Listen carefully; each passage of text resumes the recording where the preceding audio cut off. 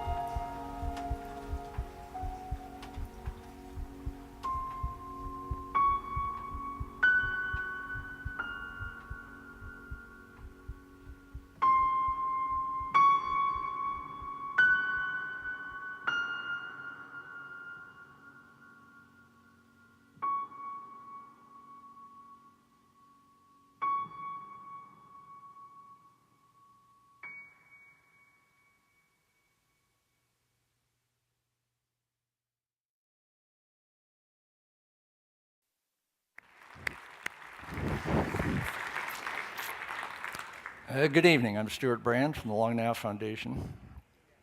Remember when senior projects were seen by one board person? It's a new world.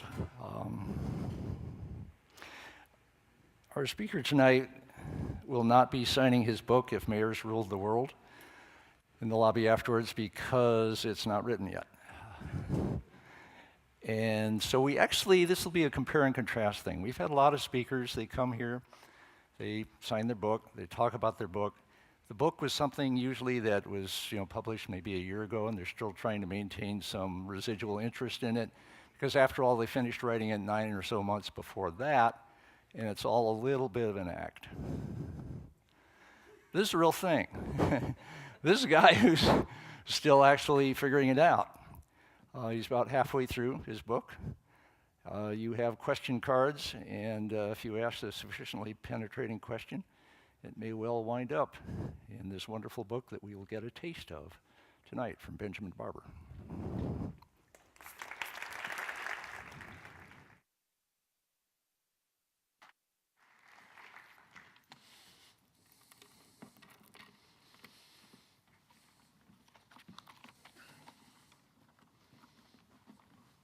if you'd like to buy the book, you can pay me in the back of the thing, and I'll send it to you next year. I just flew from New York this morning, and I thought I would bring a little East Coast formality. Is there anyone else with a tie in the audience here? I don't think so. Oh, someone's good. Okay. Did it on purpose. I thought you deserved a little East Coast formality in San Francisco. It's wonderful to be here at the Long Now Foundation lecture here at Fort Mason, and I want to thank Stuart Brand for giving me the opportunity to talk about a book that is in the making now. And I also want to thank Peter Schwartz, who introduced me to Stuart Brand, and who had a wonderful dinner a couple of months ago in his house where we began to talk about these things. And Peter has been an inspiration for me in thinking about this book, helped me make a trip to Singapore, in which I was able to think about the ways in which Singapore affects this. So it's great that he's here tonight. Thank you so much, Peter. Also, an old friend is here tonight. I just want to mention Charlie Halpern, and I want to mention him because he's the founder, along with a couple of other visionaries, of Demos, the think tank where I spent the last 6 years in New York and have begun to think about this. The book I'm working on is, like all my books, everybody writes just one book if they're an author. And my book is called Democracy, Democracy in Switzerland, Democracy That's Strong, Democracy in Confrontation with Jihad and McWorld, and now Democracy in the Age of Interdependence, when we're looking for democratic global governance and don't know where to get it. And really, I've been thinking a lot about how in a world where all the challenges we face are interdependent challenges, we can respond with constructive interdependence and not with isolated, insular, sovereign nation states that refuse to cooperate with one another. How do we create new constructive institutions that allow us to govern globally and govern democratically? And I had a kind of epiphany, because when I first was writing, I was just writing an outline in which I was thinking about the various institutions, civil society, NGOs, citizen movements, states, international organizations, nation-state organizations, and I had a chapter on cities.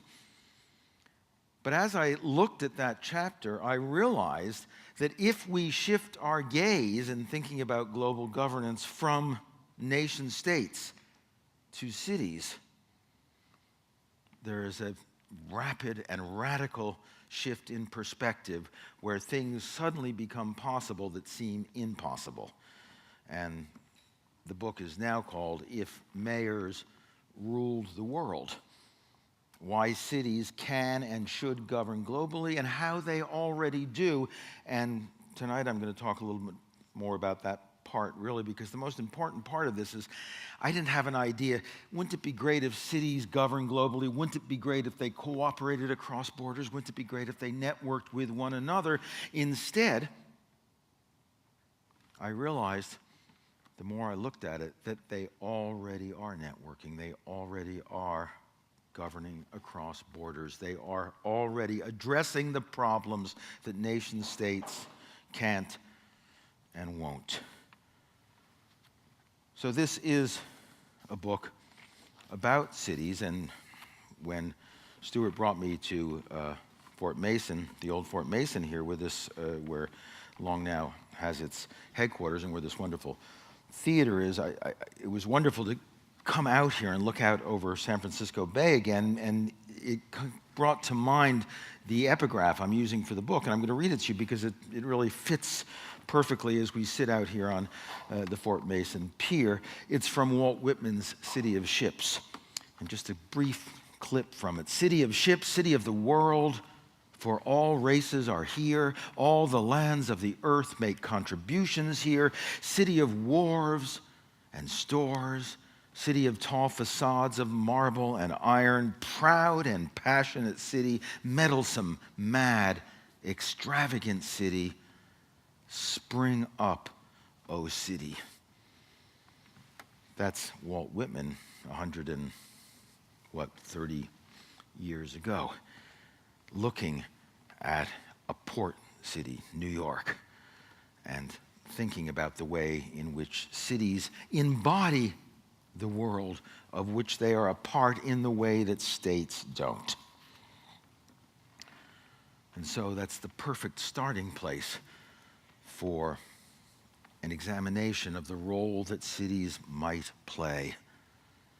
And let me do some introducing of what the themes are here first, and then in our discussion with Stuart and with all of you, I think we can cover some of the ground that I hope to cover in the book. But let's start at the beginning. In a teeming world of too much difference and too little solidarity, with democracy in deep crisis everywhere, with sovereign states unable, unwilling to cooperate across borders, politicians, citizens, scholars alike have begun to talk and think about cities. If you love cities, you're going to love the 21st century, says Bruce Katz. The city has, in fact, become our indisputable human habitat.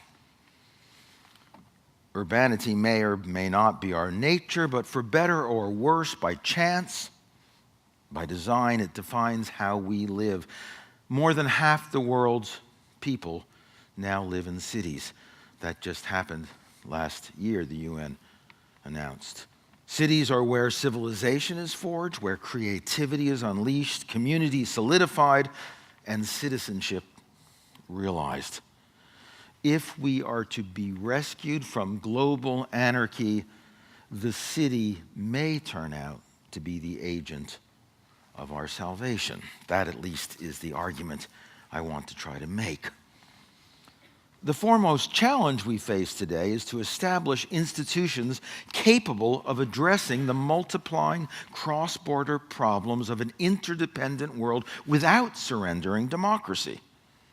To save ourselves from both anarchic and monopolistic forms of globalization.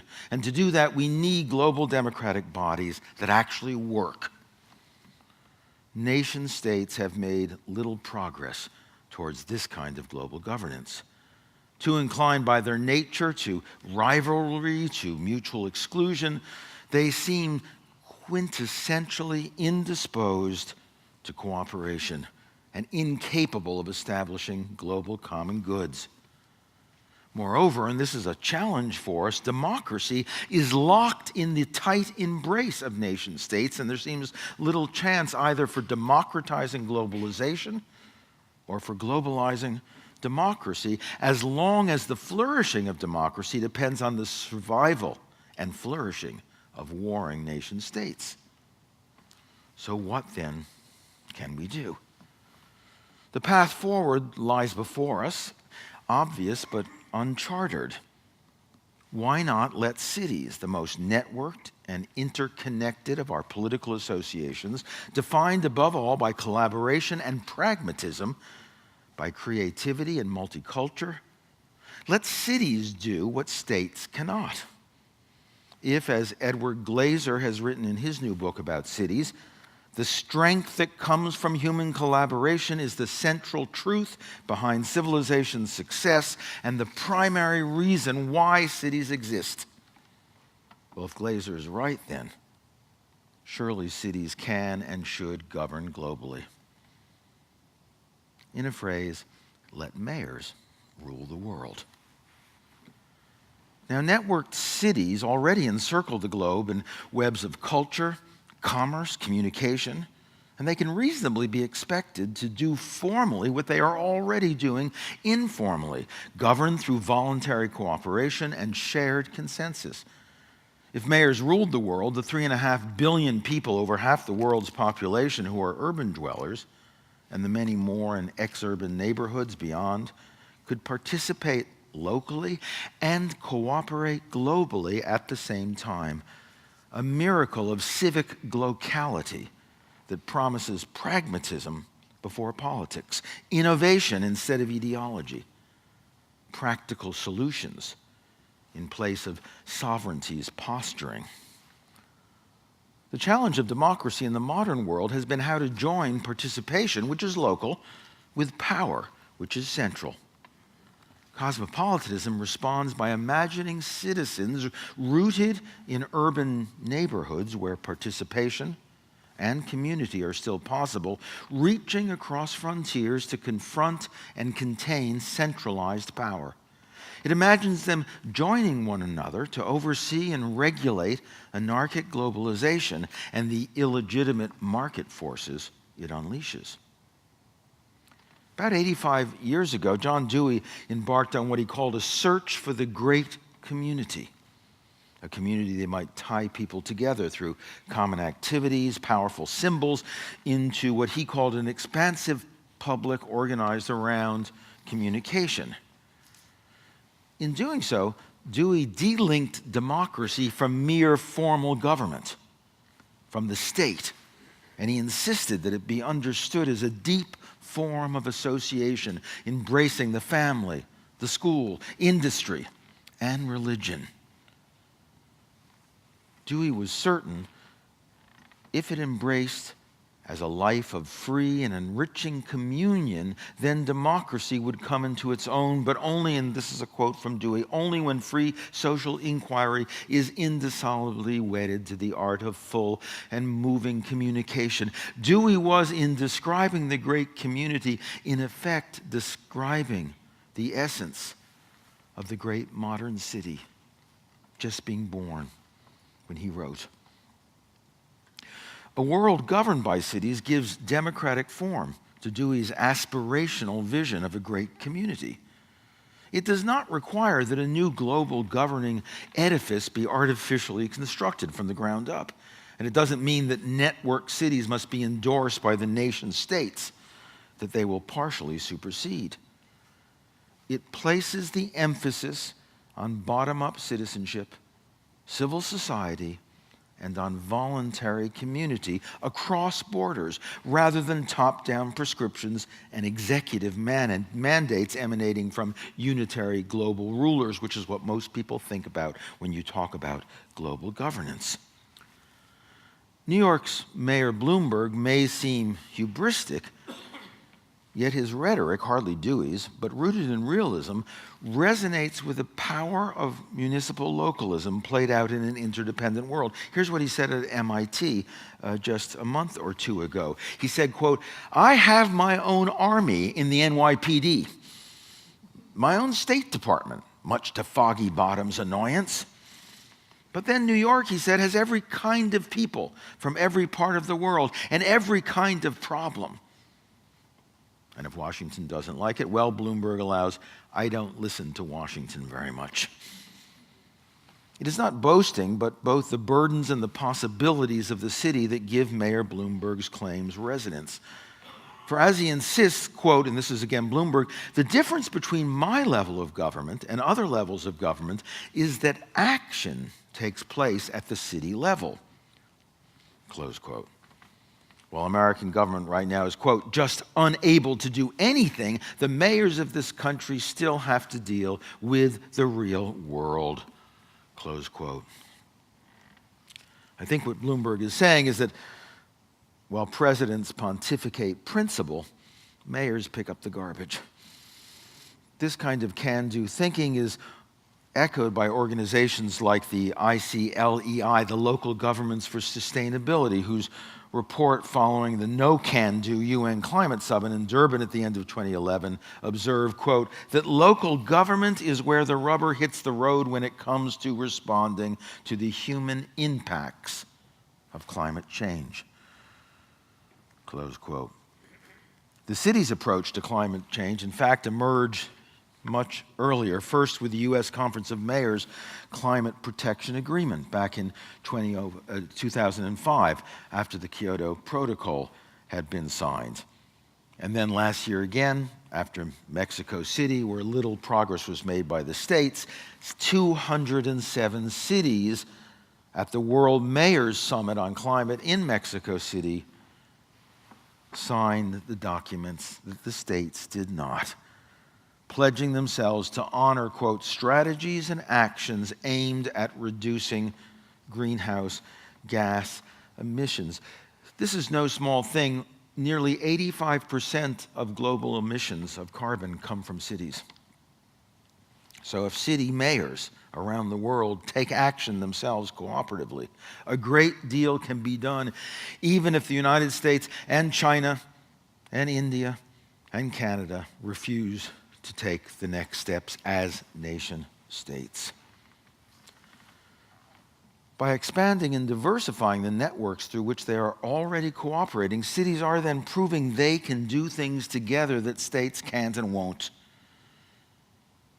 I will propose at the end of the book, a parliament of cities.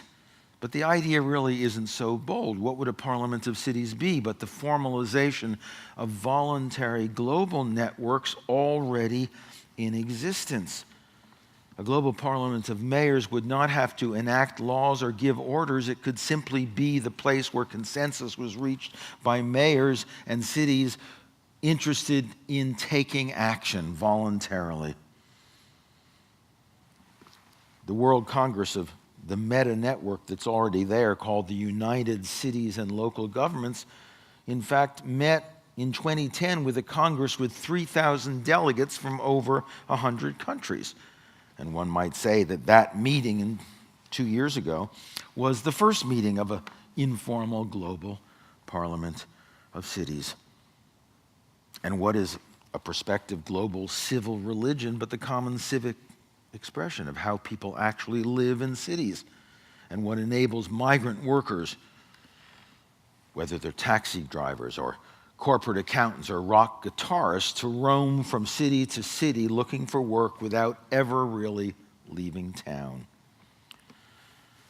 I thought of that when I was in London 2 years ago, and a Sikh driver who was driving in London, I said, "How do you like driving in London?" He said, "Well, it's better than driving in Shanghai, where I was, but it's not as good as New York, where my brother is and where I'm going next year to drive a cab."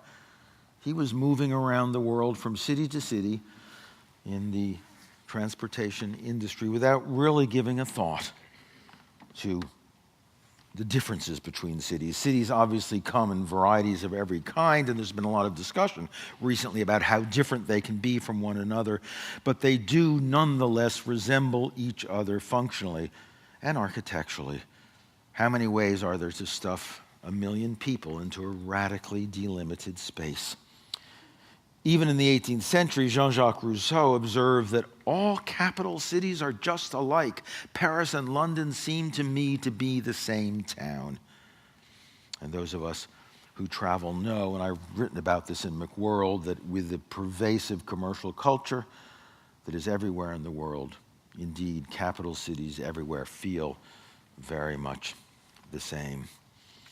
The cross-border civil society, then, that I want to envision as the future of global cooperation is simply a global network of the partnerships and associations that already exist and share social values, of the communities organized around the struggle for universal human rights that already exist, of the religious associations with an ecumenical outlook like Focolare, the progressive Catholic institution with interfaith bases in over 80 countries, of the international societies of artists, of the social networks of friends spiraling out to encompass strangers. This kind of network is not waiting to be born. It's born and already half grown, waiting rather to be recognized, exploited, and formalized. All of the synapses that link urban nodes are already marking new pathways to interdependence. Novel mechanisms of cooperation, common decision-making are already allowing cities to address in common issues of security, trade, climate change, weapons proliferation, cultural exchange, drugs, transportation, public health, immigration, and technology. I tell a story in the book about Ray Kelly, the new police chief after 9/11 of New York City, who initially under Mayor Giuliani sent 12 of the best cops in his intelligence division to Washington to join Homeland Security. And after 18 months, they came home and said, "We're doing nothing. FBI doesn't talk to the CIA. CIA doesn't talk to Interpol. Nobody's talking to each other. We're learning nothing in Washington." And Ray Kelly said, "Okay, you go to Singapore. you go to Hong Kong, you go to Paris, you go to Frankfurt, you go to Rio. He redispatched them to 12 cities.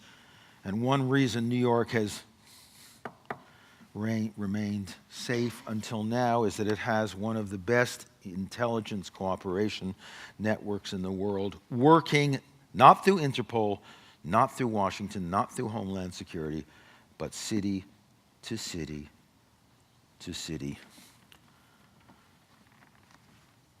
So there is a real possibility in the informal kinds of association that already exist of a world in which genuine cooperation is possible. It doesn't have to be formal. And as a political scientist, I'm the one who had to, I'm not really saying to you, don't make it formal. I'm saying to myself, as a political scientist, we always look for formal institutions. But Ray Colon, a Chicago alderman, said recently, after the introduction of a bike share program by Mayor Rahm Emanuel, he said, I first saw how well bike share innovations work on a trip to Seville in Spain. So he came back to Chicago, and he worked with Rahm Emanuel, and Emanuel subsequently promised 100 miles of green protected bike lanes on major Chicago thoroughfares, and is currently making good on that promise. Sharing green ideas among cities and cooperating on slowing climate change in city networks like the C40 is, of course, not the same thing as ruling the world. But it does suggest that cities are far ahead of states in confronting the daunting challenges of interdependence. Through voluntary and informal cooperation, they are doing a lot more than nation states ever have. I was listening to public radio when I was in San Francisco a couple of months ago, and I heard an extended program on climate change mitigation efforts looking forward to flooding in the San Francisco Bay Area as a result of ocean rise, and the way in which officials in the city are already anticipating and trying to deal with mitigation efforts in a way that Washington is not, and a Republican Congress, and maybe even a Democratic Congress, never will. Network cities are already supplementing the brave but endangered experiment of the European community in pooling sovereignty, and in time might supplant the corporate and money-tainted machinations of the G9 or the G20, with a parliament of cities that will need ask no state's permission to assemble, to seek consensual solutions to common problems, and to voluntarily comply with common policies of their own choosing. When mayors like Michael Bloomberg of New York institute measures to end smoking or control childhood obesity by curbing 16-ounce and bigger soda sales, as he did last week, Washington can only look on and wonder, deprecating or admiring the initiatives, but impotent in the face of mayors elsewhere in the world who might choose to do the same. There are more non-smoking cities around the world now, not just non-smoking restaurants, bars, hotels, and places of business, but non-smoking cities than one possibly could have imagined just 10 or 15 years ago. Neither soda nor tobacco companies, omnipotent with national governments through their bullying lobbies and seductive bank accounts, can do very much at the local level other than whine and sulk.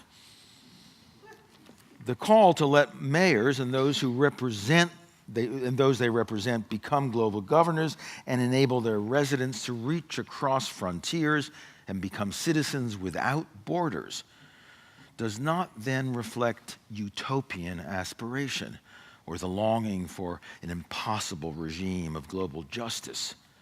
It demands only that we recognize a world already in the making, one coming into being without systematic planning or the blessing of any state-based authority, that we take advantage of the unique urban potential for cooperation, unhindered by those obdurate forces of sovereignty, nationality, and ideology that have historically hobbled and isolated nation-states inside fortresses labeled independence and autonomy. Now, let's not be naive. It's true, if mayors are to rule the world, it's clear they'll have to pay dues to prime ministers and presidents. Cities may already constitute networks of collaboration that influence the global economy and bypass the rules and regulations of states, and they may, as Saskia Sassen has written, have more in common with one another than the regional centers in their own nation states. And they may, as Sassen said, global cities may no longer be, quote, deeply articulated with the hinterland, speaking of the nation states. But, that being true, still cities lie within the jurisdiction and the sovereignty of the sovereign hinterland bodies they sometimes manage to bypass or transcend. Mayor Bloomberg may have his own army, but let him try to deploy it in Cuba or Washington or Albany or even across the river in Hoboken or in Yonkers a few miles up from Manhattan. He can cut potential bike routes through Manhattan, but try doing it on the New York Thruway or the interstate highway system. Governance is about power as well as problems, jurisdiction as well as function. So the relationship of cities to states has to be of critical concern. And there are two crucial questions. Are the interests of cities and of the states to which cities belong in harmony or in conflict? And can cities do what they do in the face of national governments that are not merely indifferent, but hostile to their global aspirations? Just ask Washington, D.C., the city, what the courts did about Washington, D.C.'s effort to ban handguns there, and you'll have an example of how cities don't always have their way.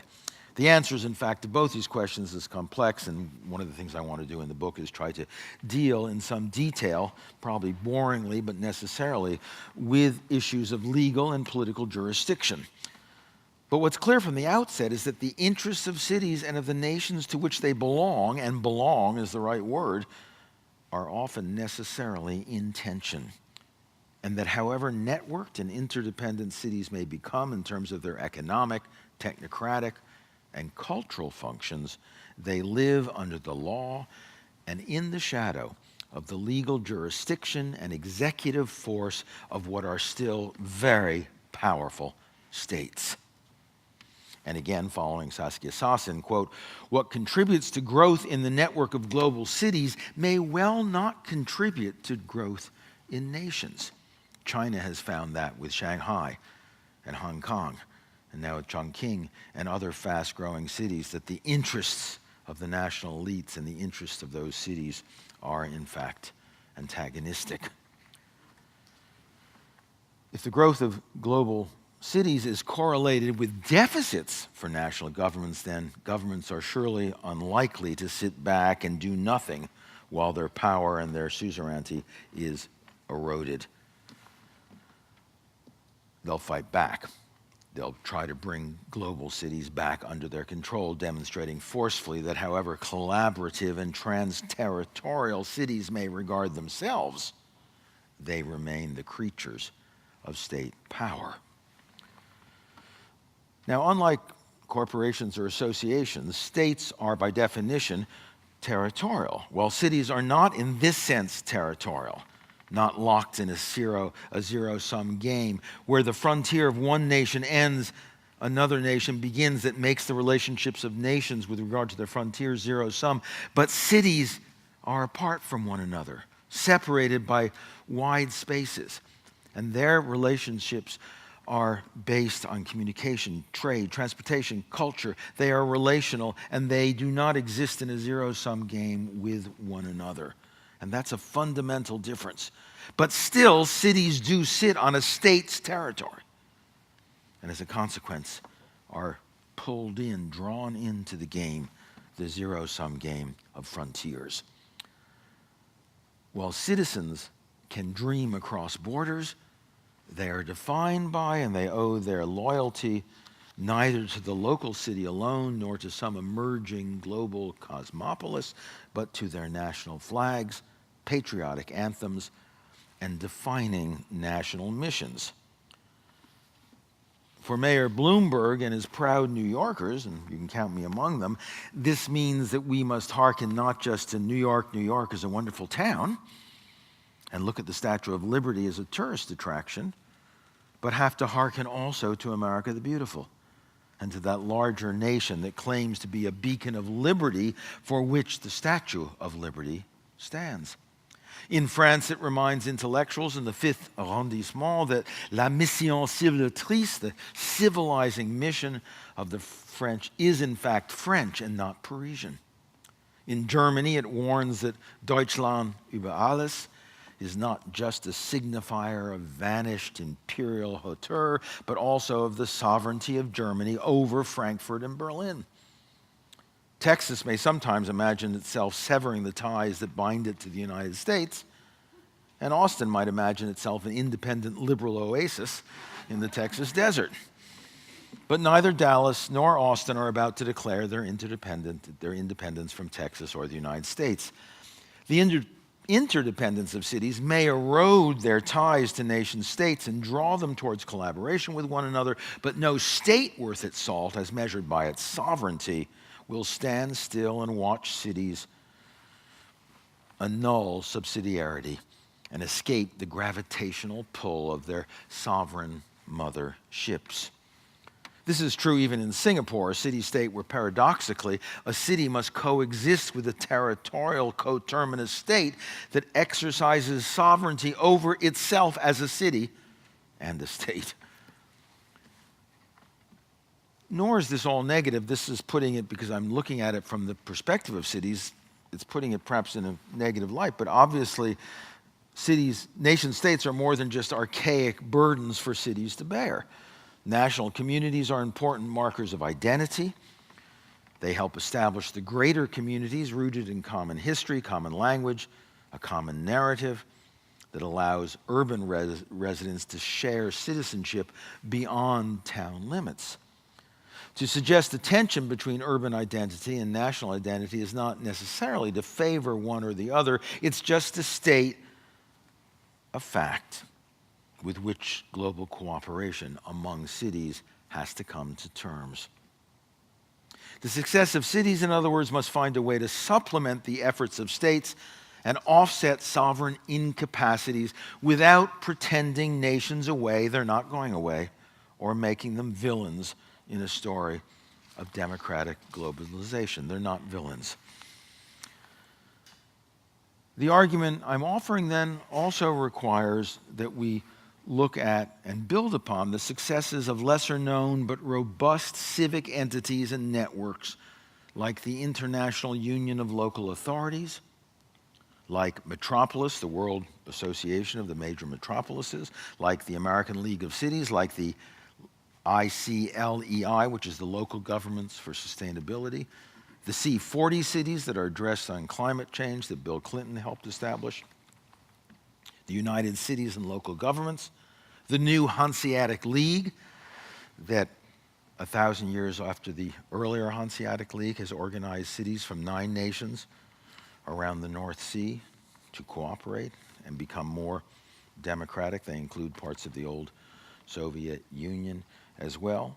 The European Union Secretariat of Cities, the U.S. Mayor's Climate Protection Agreement, the Association of U.S. Mayors Against Illegal Guns, the mega city foundations, and on and on and on. I will provide in the book a chart of over 200 such global networks with anywhere from 30 to 200 or 300 or 400, in some cases 1,000 city members that participate and cooperate in a wide variety of areas, from security and weapons proliferation to climate change, transportation, and health. These clumsily named and seemingly dull bureaucratic constructions are in fact birthing an exciting new cosmopolis whose activities and ambitions hold the secret to fashioning the global processes, the institutions that states have failed to create. Such networks, more than a few created by or contributed to by New York City's hyperactive mayor, help explain Mr. Bloomberg's colorful urban hyperbole. With or without authoritative underwriting, network cities and megacities are likely to determine whether democracy, whether even civilization itself survives in the coming decades, when the primary challenge will remain how to overcome the violent conflict within and between states, and how to address the cataclysmic economic and ecological anarchy and the inequalities and injustices the absence of democratic global governance will occasion. We're already stumbling into that seductive but deadly anarchy in which pandemics and ecological catastrophes are allowed to flourish in sovereignty's name. Not at the expense of my sovereignty are you going to monitor my air quality, or inspect my weapons production, or regulate my fracking methods, or pass a law of the seas, which the United States has still not signed. We're already living in an era of global private monopolies and money and influence that are empowered under the banner of liberty, but are anything but free. What is missing is obviously not globalization, but globalization that is public rather than private, democratic rather than hegemonic, egalitarian rather than monopolistic. In struggling against this global anarchy and the brute force winner-take-all mentality it facilitates, cities working across borders make a difference. By working voluntarily and cooperatively, working bottom-up to pursue sustainability, justice, democratic equality, they can mitigate the depredations of our fractious states. They can temper, they can even regulate the global market states that states have been unwilling or unable to control. Cities that are woven into an informal cosmopolis can become, as the polis once was, new incubators of democracy, this time on a global scale. The tendencies of cities have generally remained anti-ideological, and in this practical sense, both pragmatic and democratic. From the beginning, under siege from imperial marauders in an earlier millennium, cities nevertheless had to persist in overseeing the necessities of everyday life. Cities are, after all, habitats for common life. They're where people live, and hence where they learn, they love, they work, they sleep, they pray, they play, they grow and eat, and finally they die. Even with armies at the gates or plagues in the streets, city dwellers have had to occupy themselves with the diurnal, as well as sometimes with the sublime. Their paramount aims, and thus the aims of the mayors they elect to serve them, are mundane, collecting garbage and collecting art rather than collecting votes or collecting allies, putting up buildings and running buses rather than putting up flags and running political parties, securing the flow of water rather than the flow of arms, fostering education and culture in place of national defense and patriotism, promoting collaboration, not exceptionalism, succoring knowing participation and pride rather than institutionalizing blind patriotism. Cities have little choice. To survive and flourish, they must remain hospitable to pragmatism, to problem solving, to networking, to cooperation. Come hell or high water, war or siege, they have to worry about plowing the streets and providing parking, and yes, always and everywhere, picking up the garbage. Their defining association with trade, with business, transportation, communication, digital technology, and culture, generically with creativity and imagination, is a natural feature of human proximity and population density. As Richard Florida has written, quote, "The real key to unleashing our creativity lies in humanity's greatest invention, the city. Cities are veritable magnetrons for creativity," he writes. Creativity and imagination, we know, drive invention, they drive commerce, they drive culture, but they are also engineers of democracy.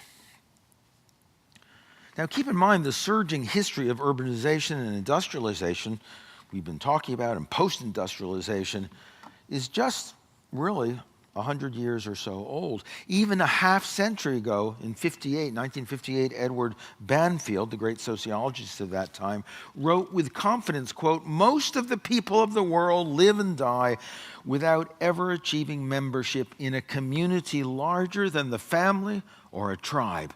And outside of Europe and America, the concerting of behavior in political associations and corporate organizations is a rare and recent thing."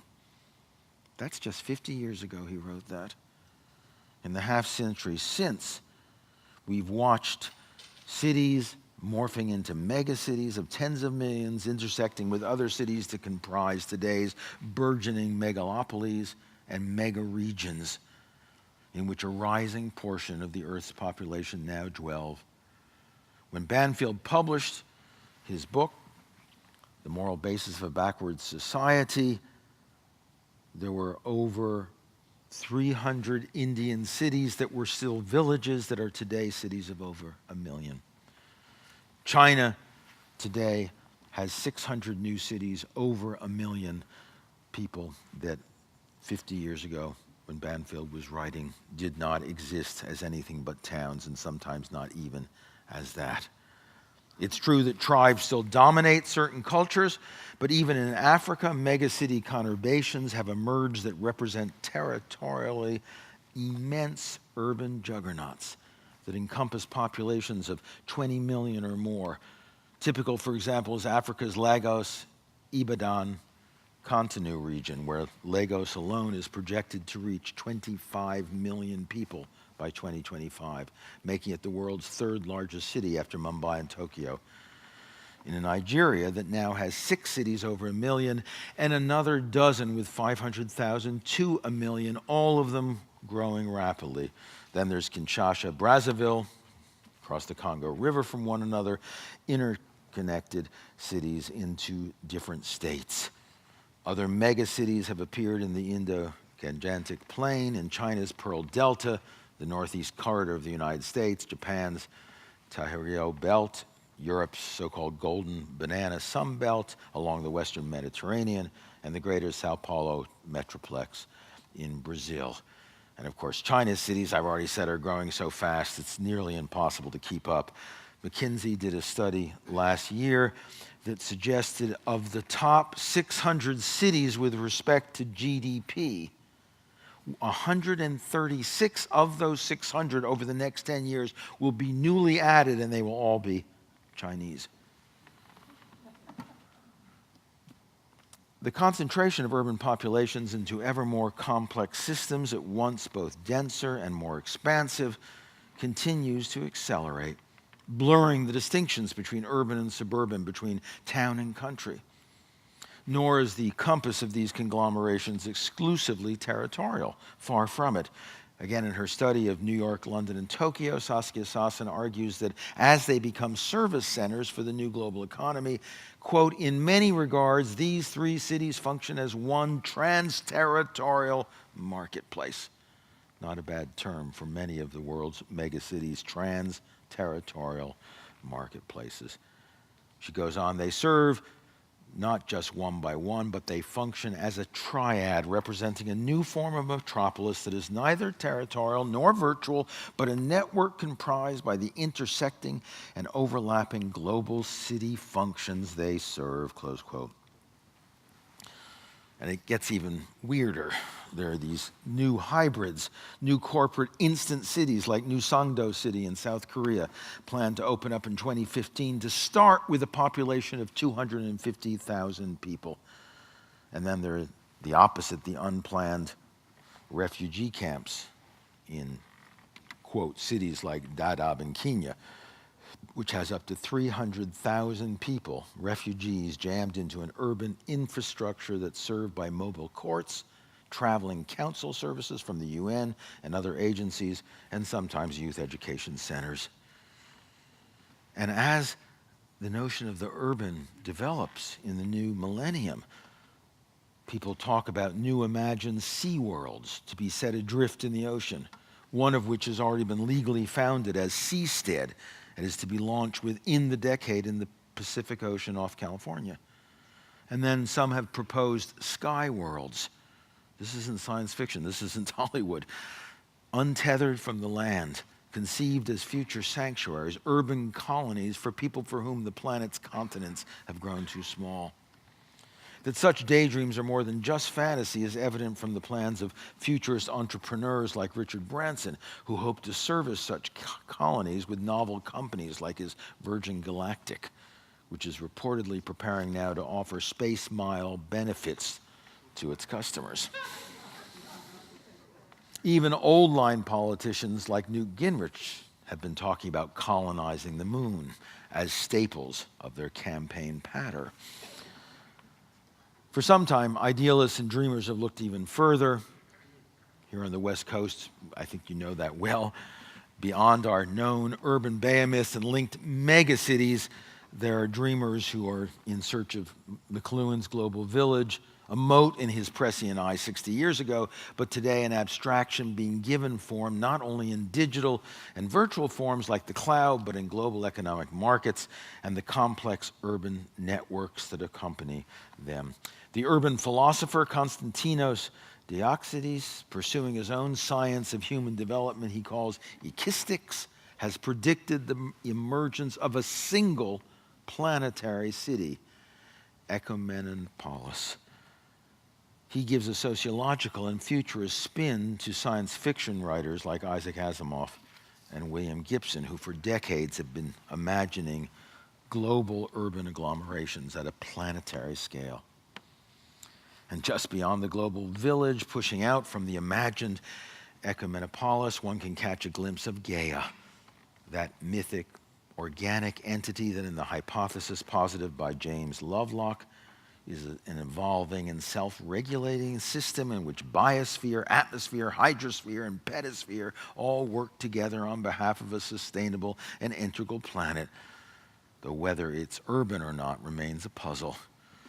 In Gaia, Lovelock hypothesizes we may find ourselves and all other living beings to be parts and partners of a vast being who in her entirety has the power to maintain our planet as a fit habitat for life. Well, clearly, we've moved well beyond the world of fracking and the XL pipeline in these visions. But there's a reality to it. The US government has actually put up grants for people thinking about interplanetary and interstellar travel, visions of the future actually being funded by the US government. The journey then from polis to megalopolis, from parochial pieces to imagined whole, has been a journey all along, from the simple to the complex, the rural to the urban, the local to the global, the mundane to the imaginative, and the fantastic. The development has had a feel of ineluctability about it, with populations ever more concentrated, commerce more global, complexity continually augmented. Inevitable or not, and whether we like it or not, and many don't like it, the development has witnessed the forging of civic, cultural, and commercial networks that have made human association in the form of urbanity the touchstone for a sustainable human civilization. What this then suggests to me is a world in which cities already are playing a role in global governance, and a role that, if it is expanded, can increasingly solve problems that states cannot solve. States will not govern globally, that is clear. Cities can and are. Not by writing a global charter of cities like the Charter of the United Nations, not by promulgating a new Declaration of Human Rights. We've got that. We understand rights. What we lack is the global democratic mechanisms by which they can be enacted and enforced. Without civic foundations to give mechanisms of enforcement weight, rights are, as Madison once said of the Bill of Rights of the United States Constitution, parchment barriers, offering little protection against abuse.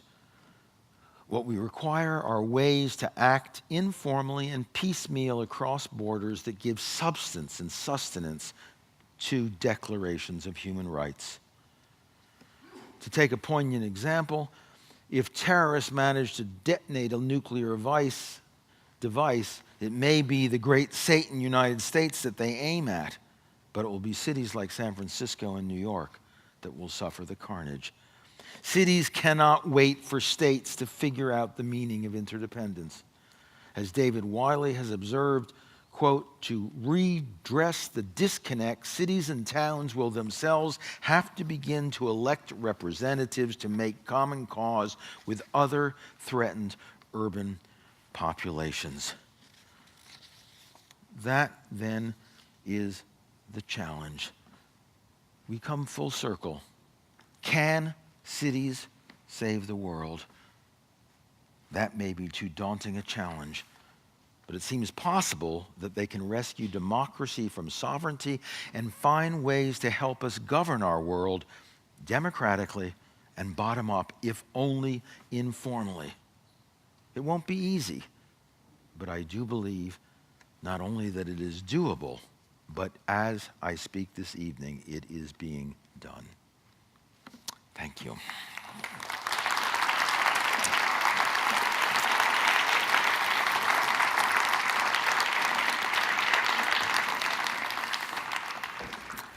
Thanks. Let's go sit. This is a good sign. Nice fat wad of questions.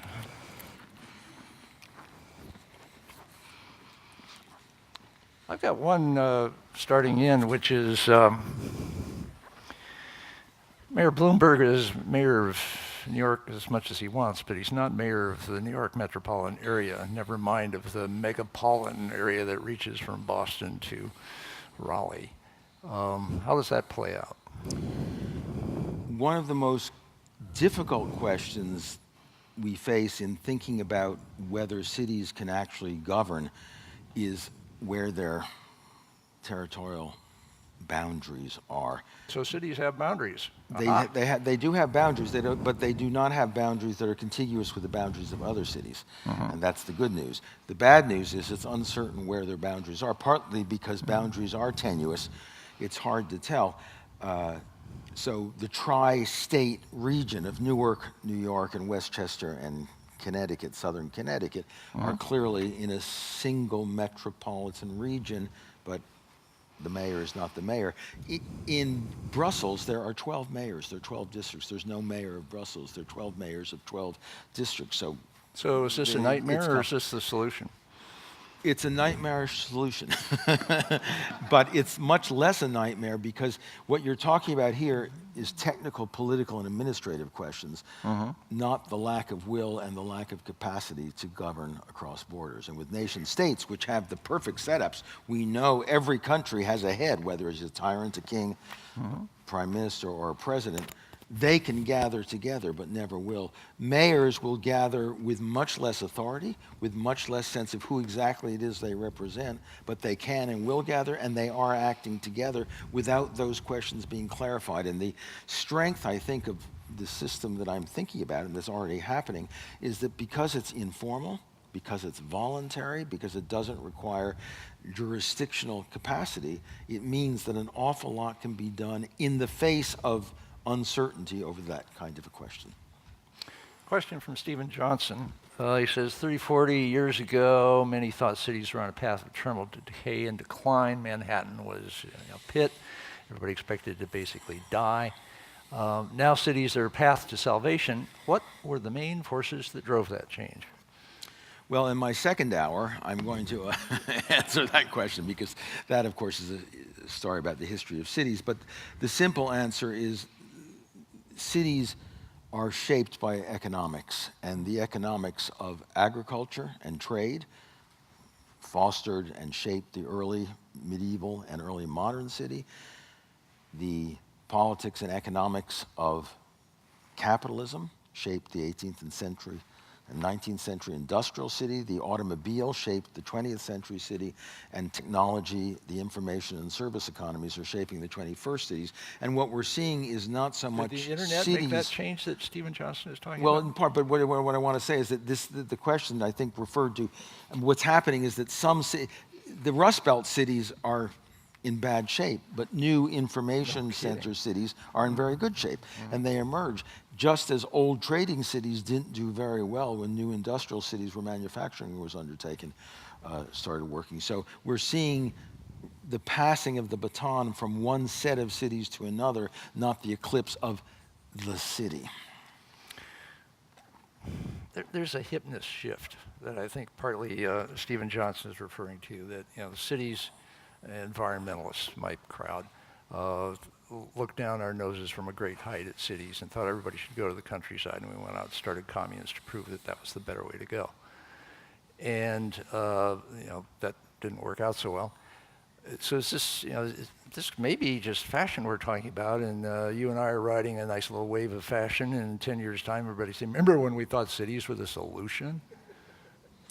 Well, those folks are going to have to do something about demographics, because 50 or 75 years ago, about a third of the world's population lived in cities, and only about half of developed countries lived in cities. Today, 75 to 80% of people in the developed world live in cities, and half of the people in the less developed, the developing world do so. Cities are growing. We will, like it or not, I said in talking this evening, a lot of people don't necessarily like what this is, and I have a chapter about the idol of the fantasy of the countryside, of nature, of the wild parks and so on. That's there, but the city is our destiny. We will live there. We may not like it. Cities will differ from one and another, but the majority of the world's population will live there. By 2050, it's estimated that 85% of the world's population and 95% of the Western population will be living in cities over 50,000. Now, again, 50,000 is very different than 5 million, which is very different than 20 million. So people would say, well, 50,000 isn't really a city, but it's more of a city than the towns of the 18th and 19th century were. So here's a question from Jonathan Poole. Do you advocate disenfranchising the billions of those who dwell in villages and small towns and dispersed farms and the whole rural despite the fact red state population? Despite the fact that would take out the Tea Party, I do not recommend that. No, one of the most difficult issues that, again, I'm looking at in the book is the issue of representation. How can cities represent a world in which right now half of the world's population isn't in cities? And even, let's say, in 50 years, only 15 or 20% aren't in cities. What about them? So that is a fundamental question. But again, the difference is that with informal governance, cities are not claiming to govern on behalf of others. Bloomberg is not saying that people in rural high schools can't buy 16-ounce or 20-ounce sodas. They just can't do it in New York. And what we're talking about here is cooperative cities. We're not talking huge about black rules. market developing from New Jersey. I'm sure you're right in that. But you see what I'm saying again is that when you're looking at informal and voluntary governance, there's no reason why towns and villages and people living in rural areas can't say, oh, we like that. We want to do that too. No one's making them do it. No one's making cities do it. No one's making them do it. So when you're looking at bottom-up forms of organization, it's very different than when you're looking at top-down mandated executive fiats, which order everybody in a region to do the same thing. Kevin Kelly has a question. If the benefits of cities continue to grow in the future, shouldn't we expect more breakaway city-states like Singapore? Would they have any right to secede? They have every right and absolutely no capacity or power to do so. So no army or what? Because I mean, how do you do it? The New York police force isn't going to take on the U.S. Marines. Norman Mailer suggested that Manhattan actually, back in 1974, become a country of its own, and actually a lot of Americans think that's a good idea too, I think, but it's the not history... gonna happen. That's not going to happen. But what we're looking at is more integration, not more disintegration. We're not looking at things pulled apart. We're looking at cities working together, and the degree to which they are part of or autonomous within states is less important than what they are doing together. And we're sort of focusing right now in these questions on the cities themselves, whereas the focus of My thinking is on what cities can do together and how they work together. It raises all these important questions about borders and the greater regions and representation. Those questions have to be dealt with. But what's interesting is that cities are already doing this, and that's the thing that I have found so impressive. So I started maybe- out saying I wish they would do this, and now I found out they are. So maybe you could say cities already are city-states to a certain extent. And we've seen it historically. The cities we remember and care about, Athens, after all, sort of invented democracy. And Venice was a city-state basically for 800 years of very turbulent European history. Singapore is a phenomenal event. I'm curious, when you went to Singapore recently, they listened carefully to you, I'm sure. What did you discover when you were there that both spoke to your thesis and challenged it? Well, the most interesting, and I'll come to that in a minute because it's a sideline, but very important. What in terms of my thesis, what I found is that even within Singapore, the tensions between the city and the state, even though they're coterminous, are very real. What Singapore does as a state and what the president and the prime minister of Singapore are in effect warranted to do is very different than the kind of urban issues that are faced by mayors. At the same time, all the problems they face are problems of mayors. So they have a certain amount of confusion on those issues. They're crushed. For example, they deal to Malaysia to the north and Indonesia to the south, and they deal with them as states. Sure But on do. the other hand, they are a city, not a state, and therefore their dealings with them are peculiar and not normal. What, by the way, they have done that's very important for us, though, because one of the other questions which should, I hope, come up here is the question of inequality and justice, which in cities Well, what is about no- inequality and justice? Well, the answer is cities are no better than states.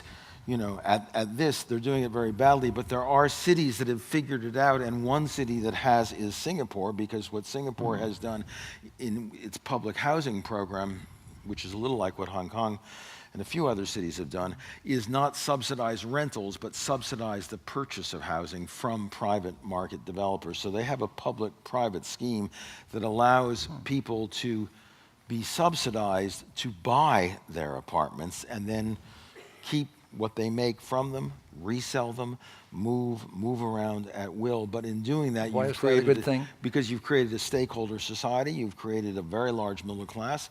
Everybody is not a renter. Everybody is an owner. 85% of people own their apartments, and that gives them a stakeholding in the society and makes them feel good about it in ways. And at the same time, the private market likes it because they build the housing, they provide the housing, and the government is in effect subsidizing the purchase of housing from So is that a better developers. mechanism than the one we use of basically giving you a tax break on your mortgage payments, which was done for the same reason some while ago, and then turned out to have problems? Well, yes. I mean, with the problem, then the problems come from a mortgage and banking crisis that we have to separate from it. I mean, I think the tax break was a good idea. It helped create the American middle class. There's no doubt about it. The problem was it was not very useful in cities. It was very useful in suburbs. It was born of the suburbs, and it allowed houses. But in cities where you didn't buy apartments, and the co-op movement was a middle class and upper class movement, you left the poor out. So you subsidize the poor by building project housing of a kind that we know was destructive to their lives, their morale, and to the neighborhood. And what the Singaporeans have done is subsidize the purchase of those. Some of that was done, by the way, in the Bronx when they rebuilt low-rise housing to replace the burned-down buildings there, and people were helped in buying apartments. But the point about Singapore is they've done it systematically across the board. I mean, it's 80 to 85% of the population live in homes, apartments. It's all apartments, actually. They don't really have houses. It goes like this because there's no room. But they own it. And they own it, by the way. What it means is that when you first marry, you have a 2-room apartment. When you have kids, you can trade it in, buy yourself a 4 or 5-room apartment. When you get old, you stay in the same building but go back to a 1-room studio. But you're in the same building with your friends and your family. You can trade it in. You have the money to buy it. Nobody has to do it. It becomes also a retirement pension system because the value of your home has accrued in ways that allow you to basically lick the problems of gendered poverty of the old and of the working class. So that the housing solution seems to be among the many things the Singaporeans have done one of the most creative and interesting. As I say, it's also been approved by the private sector because the private sector provides and builds the housing that is then subsidized, so that the money goes around. New York question. Do you talk to Mayor Bloomberg? No. You, He doesn't talk to people like me. Interesting. He will, I think. You quote him approvingly. He I'm will sure when he reads the nice things I like your say book, about him. right. He might. You do talk to Occupy Wall Street, as I recall. I do. And what was that an urban event, and what was that about from the standpoint of the perspective of this book? Well, that's a great question, Stuart, and it is true. Imagine a revolution in a cornfield. I mean, revolutions take place on public squares and public thoroughfares. They take place where populations come together. They take place in concentration. Radicalism, egalitarianism, the civil rights movement all happens in towns, and they succeeded, by the way, in towns. In rural counties, civil rights workers were picked off one by one and murdered, but in the towns, together, in solidarity, they achieved their successes. So was Occupy Wall Street a good thing for New York? And it was a terrific thing for New York. It was a terrific thing for London, and it is a city phenomenon. I think it's a good thing for all cities, and unfortunately, in cities like Oakland, where they didn't figure that out, you know, they both made a mess of it, and they actually gave publicity to what they would think are probably the worst elements of the Occupy movement, the more radical and anarchic elements. But in fact, it's a communitarian movement. It's been a very healthy movement. And it's typical that cities are able to, I mean, that is the essence of the city, that in the city and the boulevards, you can demonstrate, you can assemble.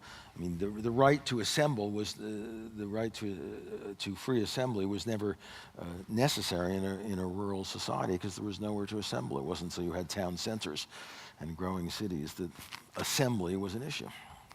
so thinking of Oakland, thinking of the former mayor of Oakland, who's now the governor of the state, you've probably, since you're admiring mayors, been paying attention to ones who go on to serve in other offices, often larger offices. Well, do you think, I mean, Brown's a great case. I happened to work for him the first time around, and I'm acquainted with him this time around. Yes, he's that much older, and the world is that much older. But there's a pre-mayor of Oakland, Governor Brown, and a post-mayor of Oakland, Governor Brown, and there must be other examples like that. Do these characters learn things as governors that they carry on to other positions?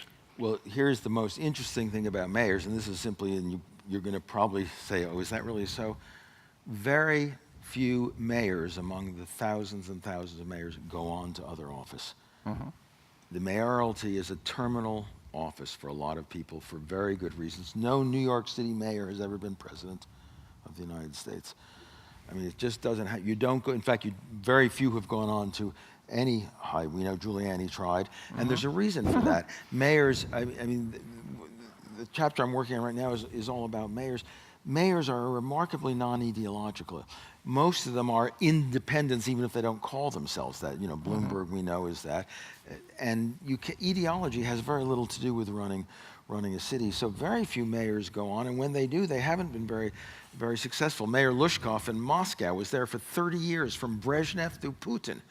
He helped found the party that Putin founded, but immediately backed out and said, you know, these national legislators don't do anything. They don't know how to govern. They don't know what they're doing. And he's a critic of the Duma, and he's a critic of Putin, and Putin finally got him out of office after 30 years. But an awful lot of people are talking about Boris Johnson now taking over for David Cameron. Boris Johnson keeps saying, you know, the kind of character he is. He says, I'm not going anywhere. I love, you know, governing London. I love being the mayor of London. That's where I want to end my days, and that has been Ed Koch. I mean, the story of mayors has not been the story of stepping stones. There are countries like France and England where mayors are assignments that people in a party hierarchy get on their way up the ladder. But François Hollande, who was just elected the president of France, spent his first 7 years as a mayor of a small town in southern France that he wasn't from, but he fell in love with the town. He spent 7 years there, and when he took the oath of office for the presidency, he went back to that town and took the oath there. So My phrase is mayors are homeboys. They come from their local towns and they like to stay there, and they rarely go on to other office. There are some Hickenlooper in Denver was a terrific mayor of Denver, and he's gone on to be the governor. But often when they govern, they're non-ideological. Hickenlooper's been a very pragmatic, non-ideological governor as well. So what they bring with them when they go on is a very non-ideological and pragmatic temperament, which is often ill-suited to the politics of higher office, when ideology and party politics becomes much more important. But they would be suited to the kind of global parliament of cities that you would like to see happen, presumably.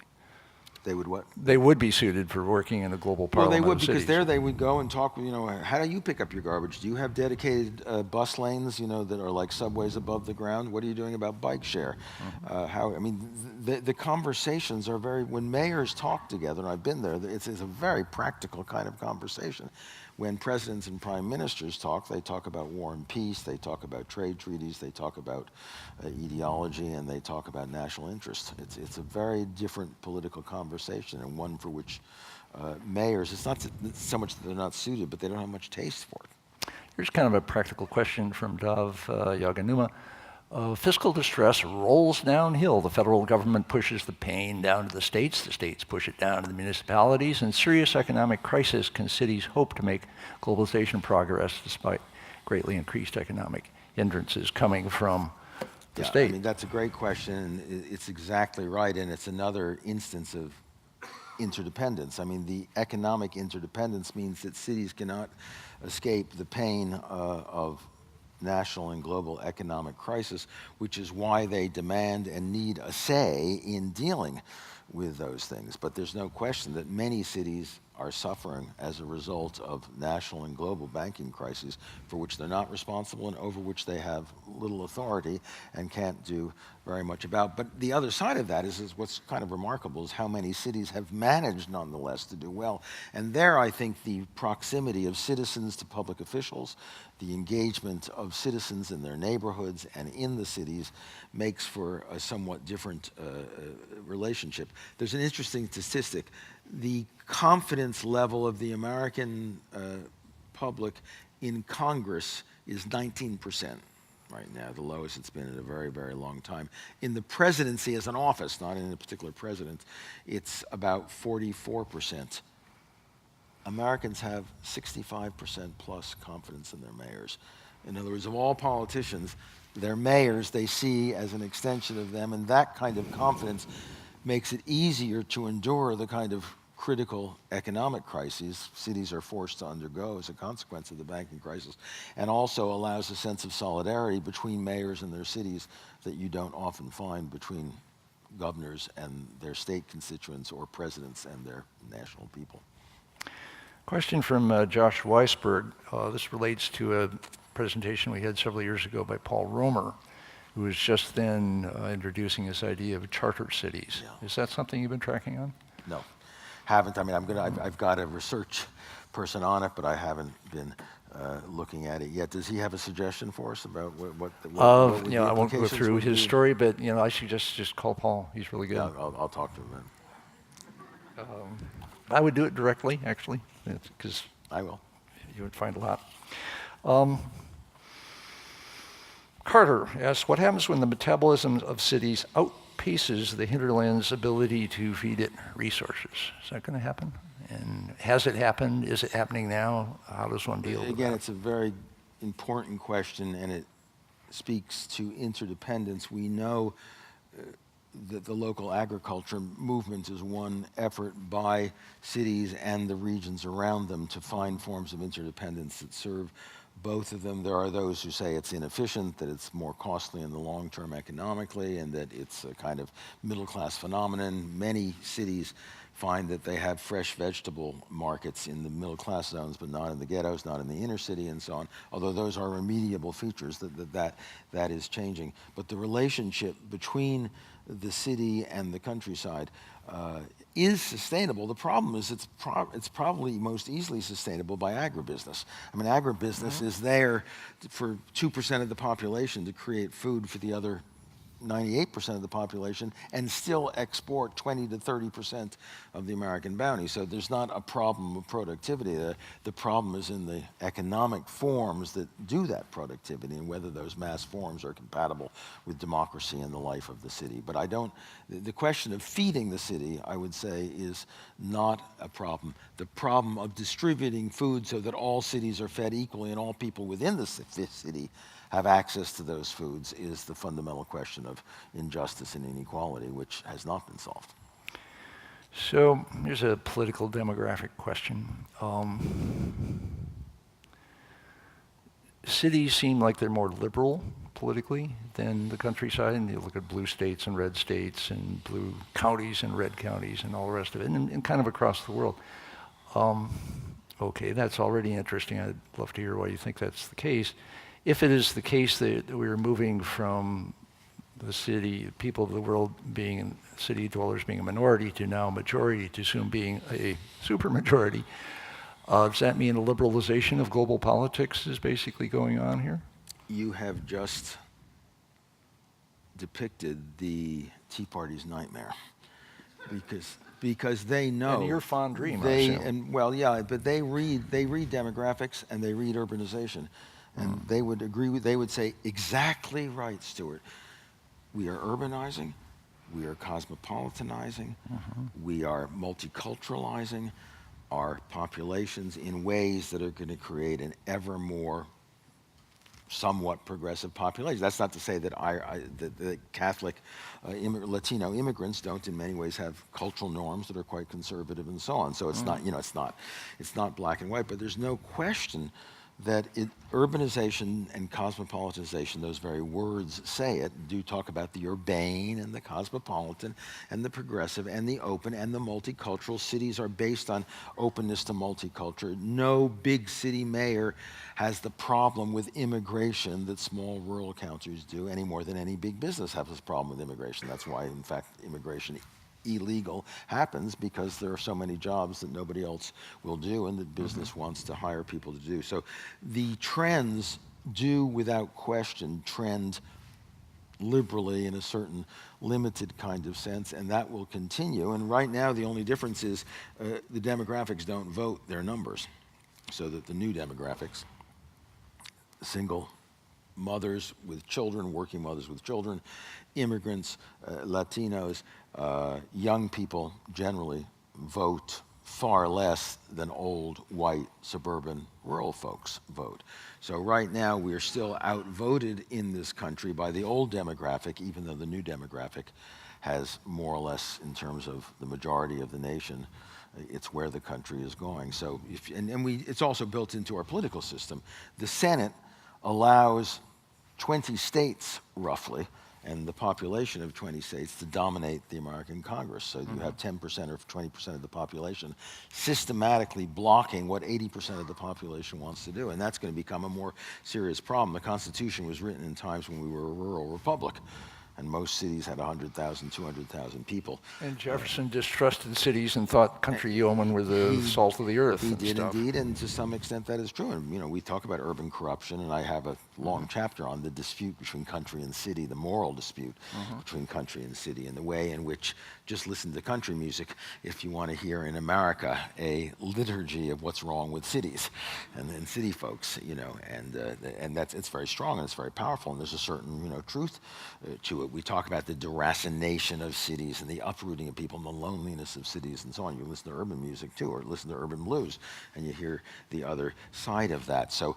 there's a very real value disconnect between country life rooted in the land and city life rooted in urban deracination, which is also freedom. And Jay McInerney, you read Jay McInerney, and there's a story of total freedom, license, despair, hopelessness, murder, you name it, all of which go hand in hand. But then contrast that with the book a couple of years ago, 20 years ago, by Michael Lacey called Wisconsin Death Trip.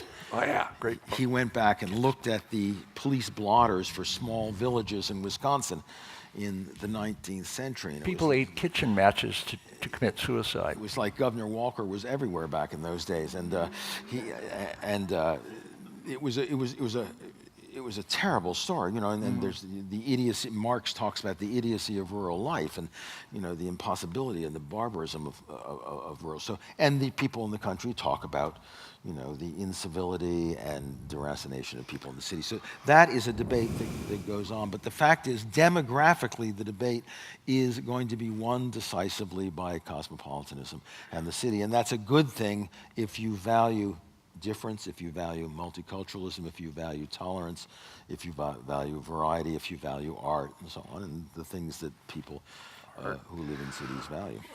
Liam, there's a pace question here too then. Things happen a hot New York minute in New York, and in the city we're, you know, multitasking every which way, doing everything but voting, it sounds like. And doing it ever faster and faster, and the whole deal of rural life is that it operates at a seasonal pace, and the long now, from our standpoint, it would seem like resides in the countryside, and the short now, which is where Brian Eno first got the notion of that there ought to be a long now, because he saw the short now being pathological in Manhattan. Isn't cities just going to drive our pathetically short attention span into you know, nano forms so that we can't actually pay attention to anything for very long? It sure is, and you know, you're the guy with the Long Now Foundation. I mean, that Which we started in the city. I know, but and you got it in the wrong, that's my point. You need to have to go out to, you know, the valley, I guess, with it, to take it somewhere else, because, I mean, that is, I mean, the short term of city life, the fastest and the pace of the city, speed is what the city is all about. There's no question about it. Urban life is much faster than country life. We used to think that was bad. Is it actually good? Well, it's good, but like everything, I'm a dialectician. It's good and it's bad, you know. So I mean, the short now is okay. There are a lot of things in the short now, you know. I mean, sex on the long now, you know, is, I know that's a short now as far as I can see, and a good thing too. But not that short, folks. I mean, And for my follow-up question, let's move on to the next question here. Kevin Hart has a question. How should Athens cooperate with Frankfort to preserve the benefits of the euro? Well, the problem is Frankfurt and Athens are not working together. The European Bank in Frankfurt is the face of Europe in Athens. Okay. If the citizens of Frankfurt were involved, I suspect you would get an agreement that would not focus on radical austerity and the dismantling of the Greek welfare state. You would certainly get a curtailing of expenses. You'd have to have cutbacks. Obviously, it's, you know, it's overheated. It can't do it. But the reality is, the interface in Europe means the European Bank. Europe means the bureaucrats. It does not mean Europe cities, and it does not mean democracy. The real problem, the crisis in Europe, comes because Europe is a technocratic, economic, and fiscal entity. It is not a community or democratic entity. And if cities were allowed to define Europe, it would be a very, very different Europe. Did they once? Yeah. You mentioned Hanseatic League and things like that. Yeah, no, they did, and certainly, we were talking before. On the You know, other hand, coming out of the Italy villages. was defined by its cities for a long time. All they did was kill each other a lot, and has very good art. No, actually, they didn't kill each other. They hired the Swiss to come in. And the Swiss were very good, because the Swiss, in the beginning, when the Swiss first came to Italy, they came in as proxy warriors, as mercenaries.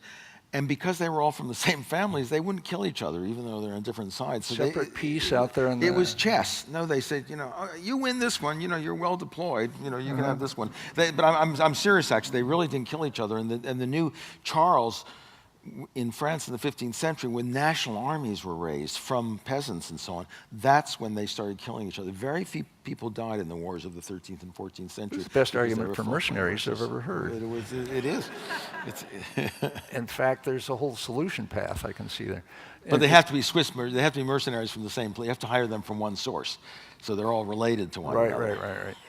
Right. Is this how the Swiss wound up guarding the Pope forever? It is exactly how they did. That's the, you know, residue of the 15th century mercenaries. History is full of good ideas. Rick says, you spoke powerfully about the informal bottom-up connection that cities are making with each other in the face of formal top-down nation-state governance. So why make the city relations formal?